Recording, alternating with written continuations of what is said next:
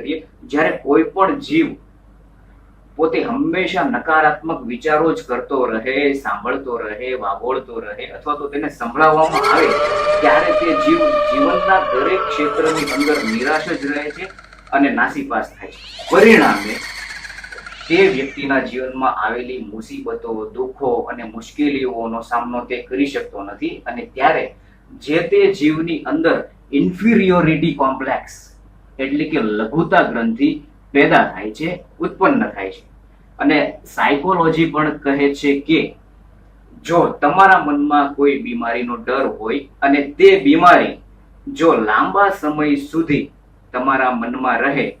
તો તે બીમારી તમારા શરીરમાં ઉત્પન્ન થાય છે. અને મેડિકલ સાયન્સ પણ કહે છે કે આપણું મન એટલું બધું શક્તિશાળી છે કે તે કોઈ પણ બીમારીનો ઈલાજ પણ કરી શકે છે અને કોઈ પણ બીમારી પોતાના શરીરની અંદર પેદા પણ કરી શકે છે. જો કોઈ મોટો રોગ હોય અને તેની દવાઓ જ્યારે